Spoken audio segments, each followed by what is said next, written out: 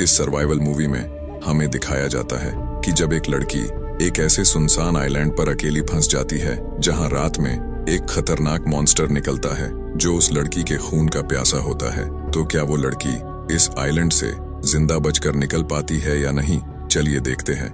दोस्तों, कहानी की शुरुआत में हमें समुद्र के किनारे इस लड़की को दिखाया जाता है जिसका नाम जेन होता है। ये समुद्र की लहरों से बहकर इस आइलैंड के किनारे आ जाती है। फिर जब इसे होश आता है तो इसकी नजर अपने दोस्त पर पड़ती है। जेन भागकर अपने दोस्त के पास जाती है। तभी वो देखती है कि उसके पेट के अंदर एक नुकीला पत्थर घुसा होता है जिसके कारण उसका काफी सारा खून निकल जाता है। फिर जेन उसे नारियल का पानी पिलाती है, लेकिन तब तक वो दम तोड़ देता है। अब जेन इस आइलैंड पर बिल्कुल अकेली थी, इसलिए वो आइलैंड का एक चक्कर लगाती है, लेकिन वहां पर उसे कोई भी नहीं दिखता है। फिर जब जेन जंगल में थोड़ा अंदर जाती है तो उसे एक पेड़ पर बैग लटका हुआ दिखता है। उस बैग के अंदर उसे बच्चों के सामान और एक दवाई मिलती है जिस पर 1994 की डेट लिखी होती है, जिससे जेन को ये पता चल जाता है कि बहुत सालों पहले यहाँ कोई रहता था। उसे एक डब्बे में माचिस भी मिल जाती है जिसे वो अपने पास रख लेती है। फिर जब वो समुद्र के किनारे जाती है तो उसे एक बड़ा सा पेड़ गिरा हुआ दिखता है। उस खोखले पेड़ को देखकर जेन को आइडिया आता है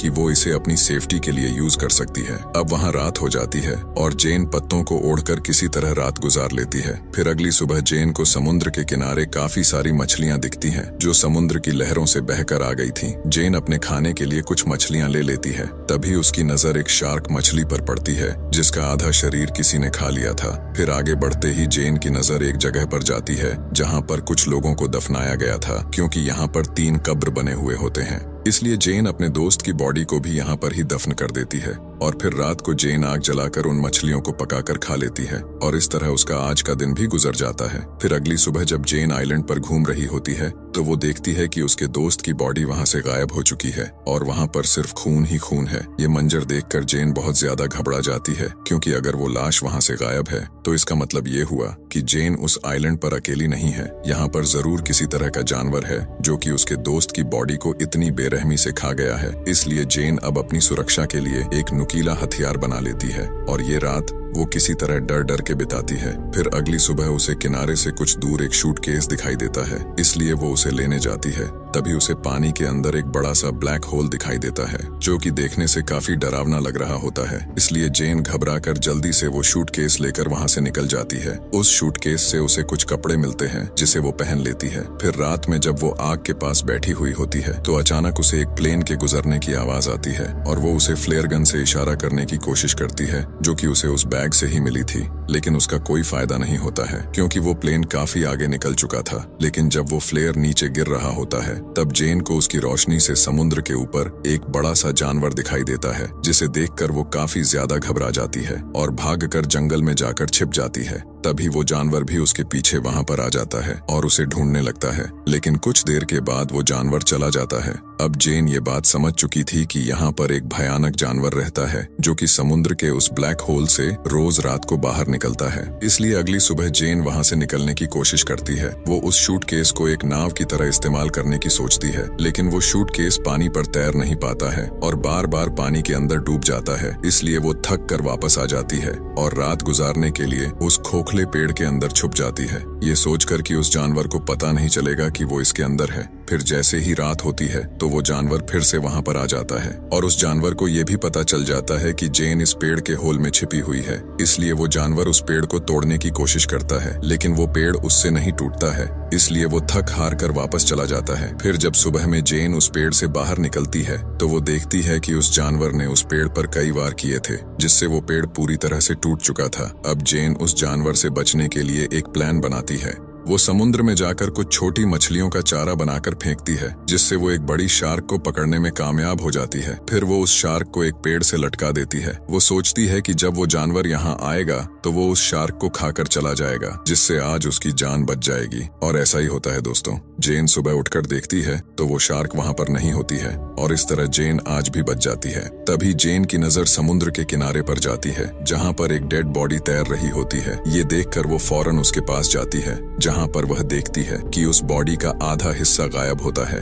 अब वो उस बॉडी को यूज करके उस जानवर को देखने के बारे में सोचती है, इसीलिए वो उसे पेड़ से लटका देती है और खुद एक गड्ढा करके उसके अंदर छिप जाती है। फिर कुछ देर बाद वो जानवर उस बॉडी को खाने आ जाता है और इस तरह जेन पहली बार उस जानवर को देख पाती है। वो उस भयानक जानवर को देखकर काफी डर जाती है। वो जानवर बॉडी को खाने के बाद जेन के पास से ही होकर गुजरता है, लेकिन जेन बिल्कुल शांत होकर छिपी रहती है। फिर अगली सुबह जेन खुद को बचाने के लिए एक झूला बनाने लगती है। क्योंकि उसने उस जानवर की ऊंचाई को देख लिया था, इसलिए जेन पेड़ के ऊपर एक झूला बांध लेती है ताकि वो जानवर उस तक ना पहुंच पाए। फिर जब रात होती है तो वो जानवर वापस से वहां पर आता है और वो जेन के झूले को देख लेता है, इसीलिए वो उस पेड़ को जोर जोर से हिलाने लगता है, जिससे वो झूला टूट जाता है और जेन नीचे गिर जाती है। फिर वो जानवर जेन पर अटैक कर देता, लेकिन जेन अपनी जान बचाने के लिए वहां से भागने लगती है। तभी जेन देखती है कि वो जानवर जमीन से 2 गुना तेज तो पानी में दौड़ रहा है और वो अचानक पानी से निकलकर उसके सामने खड़ा हो जाता है। पर तभी जेन लकड़ी के औजार को जानवर के पेट में घुसा देती है, लेकिन वो जानवर जेन को उठाकर पानी में फेंक देता है। अब जेन किसी तरह खुद को संभालती है और वो जानवर जख्मी होने के कारण वहां से चला जाता है।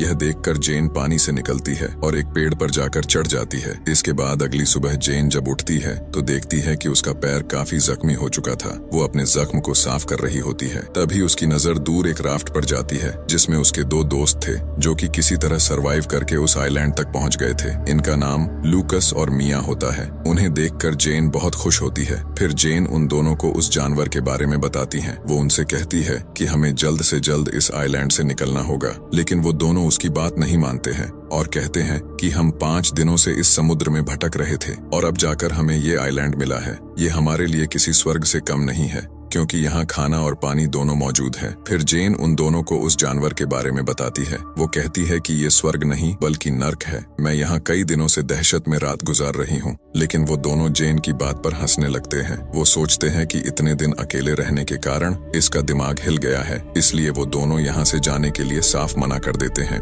लेकिन पिछली रात जो जेन के साथ हुआ, उसके बाद वो वहाँ बिल्कुल भी रुकना नहीं चाहती थी, इसलिए वो मौका देखकर उनकी राफ्ट लेकर वहाँ से भागने लगती है। लेकिन तभी वो दोनों उसे पकड़ लेते हैं और उसके सर पर मार देते हैं, जिससे वह बेहोश हो जाती है। इसके बाद जब उसकी आंख खुलती है तब वह खुद को बंधा हुआ पाती है और अब रात भी हो चुकी थी। फिर जेन उन दोनों से खुद को खोलने के लिए कहती है, पर लूकस और मिया उसकी एक नहीं सुनते। फिर जब मिया समुद्र के किनारे वॉक कर रही होती है, तभी अचानक वो जानवर पानी से निकलकर उस पर अटैक कर देता है और उसके चिल्लाने की आवाज सुनकर लूकस तुरंत भागकर वहां पर आता है। लेकिन वो जानवर तब तक मिया को मार देता है और उसे पानी के अंदर खींच कर ले जाता है। यह देखकर लूकस बहुत डर जाता है, जब तक जेन भी अपने हाथ खोलकर वहां पर आ जाती है और लूकस को लेकर वहां से जंगल में भागती है। फिर वो दोनों पेड़ पर चढ़कर अपनी जान बचाते हैं। अब सुबह हो जाती है, लेकिन लूकस रात के हादसे के बाद इतना डर चुका था कि वो उस पेड़ से नीचे उतरना ही नहीं चाहता था। फिर जेन उसे समझाती है और बताती है कि वो जानवर केवल रात में ही आता है। यह सुनकर लूकस की जान में जान आती है और वह उस पेड़ से नीचे उतर जाता है। फिर वो दोनों कुछ सामान लेकर जल्द से जल्द उस आइलैंड से निकलने लगते हैं। तभी कुछ देर बाद लूकस को पानी में वही जानवर दिखाई देता है और वो अचानक राफ्ट को फाड़कर जेन को पकड़कर अपने साथ ले जाता है। तभी जेन अपनी नाइफ को उस जानवर के शरीर में घुसा देती है, जिससे वो जानवर उसे छोड़ देता है। तभी पीछे से लूकस भी जेन को बचाने के लिए आ रहा होता है। ये देखकर वो जानवर जेन को छोड़कर लूकस को लेकर उस ब्लैक होल में चला जाता है। अब जेन किसी तरह तैरकर फिर से उस आइलैंड पर पहुंच जाती है, लेकिन अब जेन के फ्रेंड भी नहीं रहे और वहां से निकलने का कोई रास्ता भी नहीं रहा। इसलिए जेन अब उस जानवर से लड़ने का प्लान बनाती है। वो लकड़ी से कई नुकीले औजार बनाती है, पर वो औजार कम नुकीले लगते हैं, इसलिए वो कब्र से कंकाल निकालती है और उन हड्डियों से काफी नुकीले औजार बना लेती है। इसके बाद वो लकड़ियों की मदद से एक घेरा बना लेती है। फिर जब वो जानवर उस घेरे में आ जाता है, तब चुपके से जेन उन झाड़ियों में आग लगा देती है। क्योंकि वो पानी का जानवर है, इसलिए आग के कारण उसे काफी दिक्कत हो जाती है। इसका फायदा उठाकर जेन उसे सभी औजारों से मार मार कर बहुत बुरी तरीके से उसे जख्मी कर देती है। लेकिन फिर भी वो जानवर जेन को मारने के लिए उसके पीछे भागता है, लेकिन काफी जख्मी होने के कारण वो ज्यादा दूर तक भाग नहीं पाता है और समुद्र के किनारे ही गिर जाता है। वो लगभग मर ही जाता है, लेकिन जेन अभी भी संतुष्ट नहीं होती है और वो मार मार कर उसका गला ही अलग कर देती है। और यहाँ पर ये मूवी खत्म हो जाती है। हमें जेन को बचाते हुए तो नहीं दिखाया गया है, लेकिन वो आग पूरे जंगल में फैल चुकी थी और इतनी बड़ी आग को देखकर कोई न कोई तो वहाँ जरूर पहुँच जाएगा और जेन बच ही जाएगी और अपने घर चली ही जाएगी। अगर आपको ये वीडियो पसंद आया हो तो वीडियो को लाइक और चैनल को सब्सक्राइब जरूर कर देना।